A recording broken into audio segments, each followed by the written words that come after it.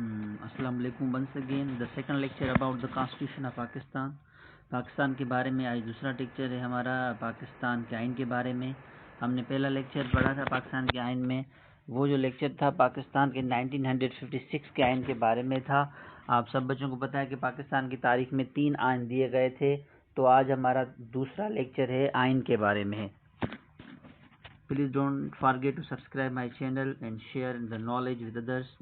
इस कॉन्स्टिट्यूशन का मकसद यही है कि आपको इन्फॉर्मेशन देनी है कि पाकिस्तान का जो दूसरा आइन था 1962 का, उसका मैनिफेस्टो क्या था, उसका जो है एम क्या था।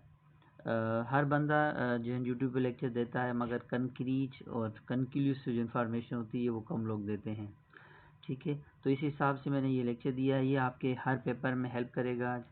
सबसे पहले मैं डिस्क्रिप्शन दूंगा कि जो है इसके बारे में, उसके बाद में नेक्स्ट सेकंड चैप्टर में, सेकंड इसी पार्ट में हम इसके एमसीक्यूज पढ़ेंगे। ठीक है, तो इसको आपने आखिर तक देखना है और आपने इसको अंडरस्टैंड करना है। जो सीरियस कैंडिडेट्स हैं, जो अपीयर होने वाले हैं, तो उसको थोड़ा सीरियस होकर देखें।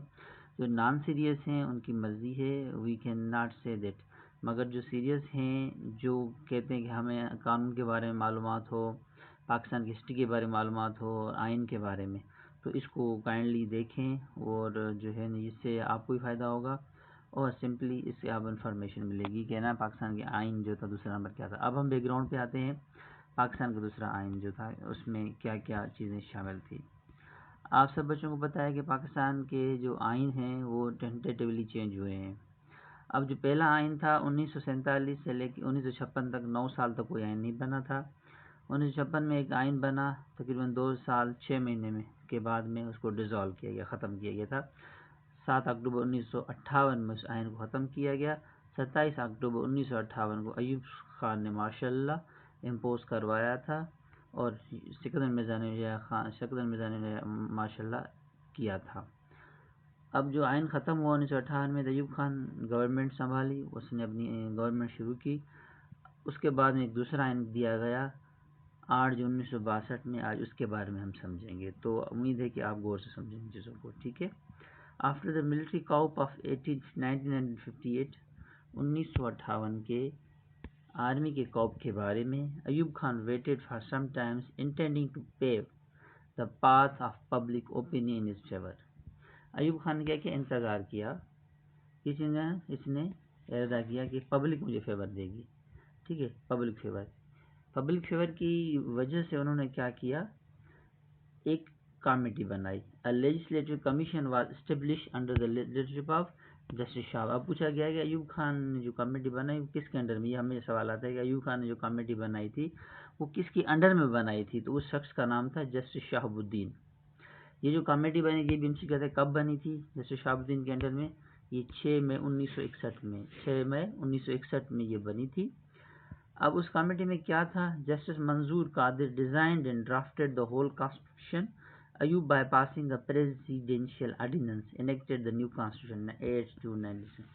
अब जस्टिस शहाबुद्दीन के अंडर में ये कमेटी बनी 6 मई 1961 में। दूसरा एमसीक्यू क्या हो गया, तीसरा एमसीक्यू है कि जस्टिस मंजूर कादिर ने ये एमसीक्यू डिज़ाइन किया था, कौन सा कॉन्स्टिट्यूशन डिज़ाइन किया गया था, और 8 जून 1962 में ये कॉन्स्टिट्यूशन इम्पोज किया गया था मुल्क में। ये दूसरा आइन 8 जून 1962 में हुआ था। ठीक है, अब आगे चलते हैं, इस आइन में क्या क्या था, क्या चीज़ें शामिल की गई थी, सेलियंट फीचर्स क्या थे। सबसे पहले it was in written form and had the information about the state institutions their mutual relations. Number 1 क्या था, स्टेट इंस्टीट्यूशंस, माना स्टेट की रियासत के इधर उनके बारे में इसमें मालूमात की थी, और म्यूचुअल रिलेशंस बिटवीन देम, उनके बीच में जो है मुबाहमती ताल्लुकात पहली पॉइंट्स में थी आइन में। दूसरी पॉइंट इस आइन में क्या थी, agenda 2, institution will not pass with the consent of elections. The constitution was not pass with the consent of elected representative of people. ये जो इलेक्टेड पीपल रिप्रेजेंटेटिव उनके कंसेंट, उनके मशवरा, कंसेंट कहते हैं मशवरे को, मशवरे से नहीं बना दूसरा आइन। It was the creation of the brain child of a single person. अब आएगा which constitution is the creation of the brain child of single person, आपके किसी में आ जाए तो brain child of single person का कॉन्स्टिट्यूशन कौन सा था, अयूब खान ने किया था 1962 का। ये साइड में बैठ के करवाया गया था। ठीक है, आगे चलते हैं। The constitution was the presidential friendly, making amendments was easy only if support is endorsed by the president. It was a very lengthy and difficult job. इस आइन में हम तरमीम नहीं कर सकते, मुश्किल था, ये आपको पता हो, ठीक है। Number 1 point. Number 2, for making an amendment, अगर हमें तरमीम करनी है तो 2/3 मेजॉरिटी चाहिए हमें बिल पास करने के लिए, ये हमें चीज़ बताई गई थी। However, the president might disapprove or send back the resolution with certain alterations. In that case, it was needed to gain the consent of 3/4 majority of the assembly. अगर बिल में कंसेंट करनी है, अगर अमेंडमेंट करेगा तो हमें majority 3/4 चाहिए, तो मेजॉरिटी 3/4 हमारी नहीं थी उस वक्त, ये क्लियर आपको बता दूँ, ठीक है। तो अयूब खान पावरफुल था, 80,000 वोट के थ्रू आया था, बीडी सिस्टम उन्होंने इंट्रोड्यूस करवाया था। 40 ईस्ट पाकिस्तान के थे, 40 वेस्ट पाकिस्तान के थे, उसकी जो मेजॉरिटी थी तो ब्रेन चाइल्ड था, 1 मैन आर्मी थी अयूब खान साहब की, तो उन्होंने ये चीज़ें इंट्रोड्यूस करवाई थी और टाइम ने उसे उन्होंने फ़ायदा लिया, जो उनको वक्त मिला उन्होंने फ़ायदा लिया। तो he had taken everything in his favour due to the time benefits, ठीक है। अयूब खान ने किताब लिखी थी फ्रेंड्स नॉट मास्टर, ये मशहूर किताब है। और उसके बाद और भी चीज़ें अयूब खान, हम जब पॉलिटिकल हिस्ट्री के बारे में पढ़ें, आज हम कॉन्स्टिट्यूशन पढ़ रहे हैं तो नेक्स्ट एक इंशाल्लाह मैं पॉलिटिकल हिस्ट्री भी बना दूंगा इन सब के। आगे चलते हैं। The president has to give the consent to 10 days और had a propagation opinion basic democracy, 10 दिन का उनको टाइम दिया गया था कि आपने अप्रूव करनी चीज़ें। आगे चलते हैं।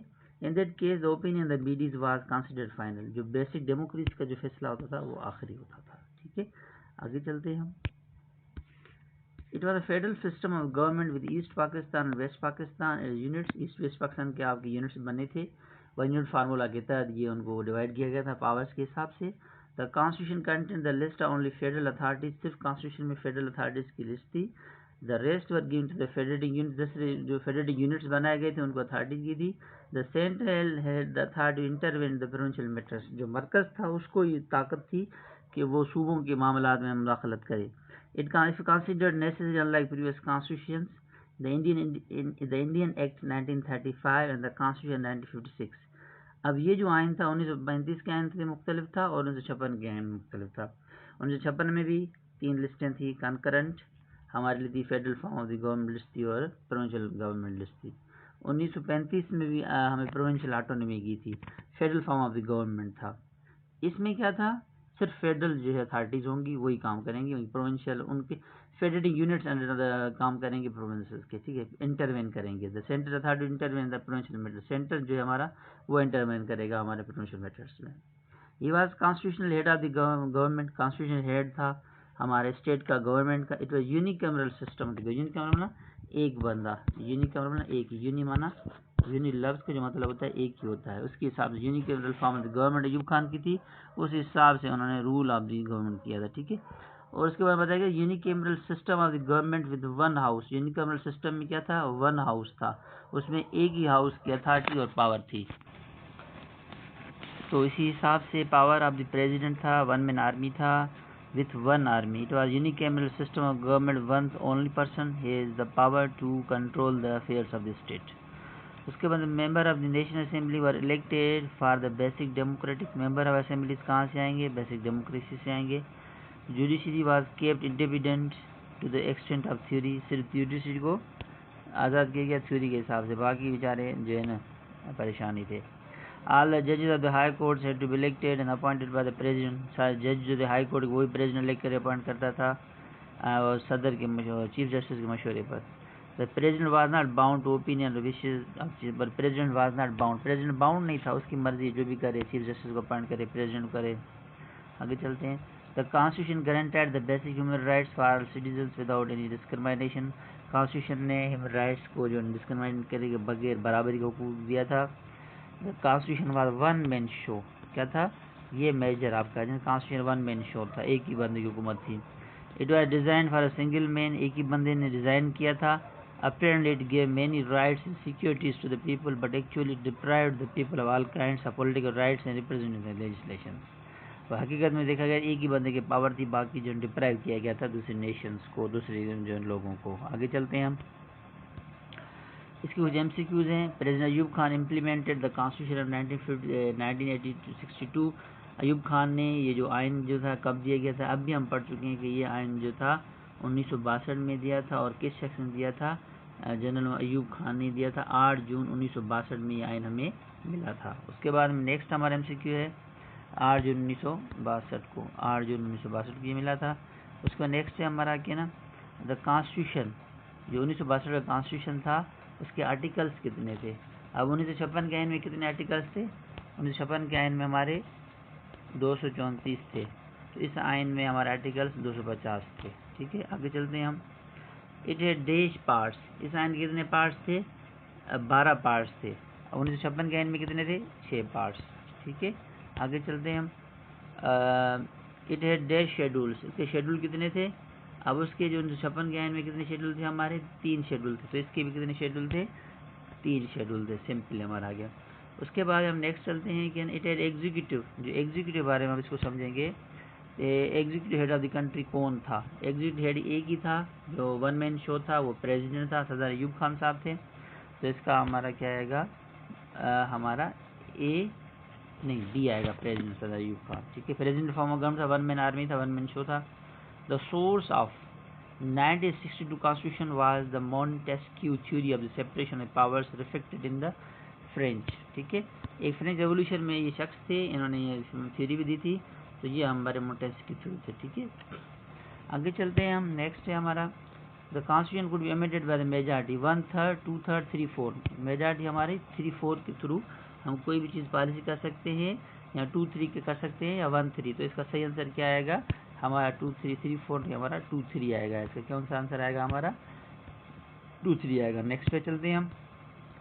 Under the both the previous constitution parity represent east action, parity का सिस्टम को बहाल किया गया था, यूनिकैमरल पैरिटी, एक ही मना ईस्ट और वेस्ट पाकिस्तान के बीच में यूनिकैमरल पैरिटी को जो है ना रिस्टोर किया गया था। आगे चलते हैं हम।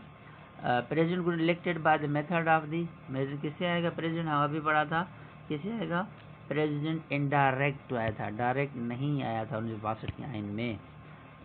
द वर्ड देश was drop from the Islamic, Islamic क्या था, ये ड्रॉप किया गया था। ठीक है, इस्लामिक का जो नाम था इस्लाम का, इस आइन में ड्रॉप किया गया था। आगे चलते हैं हम। Next, Ayub Khan handed power to Yahya Khan 25 March 1969। Ayub Khan ने हालात देखे तो यहया खान को अपनी पावर रजिस्टर करने के दे दिया कि अभी मिशन नहीं चलता।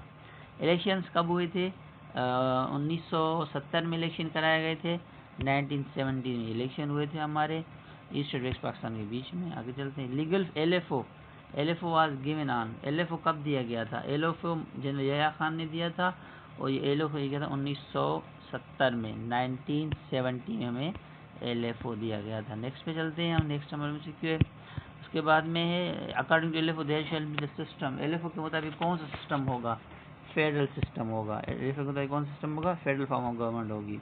The Constitution provides the metal. The Constitution shall provide the maximum provincial autonomy with the central क्या होगा, स्ट्रांग होगा, और हमारा प्रोविंस हमारे वीक होंगे। तो हमारा B answer is correct, strong.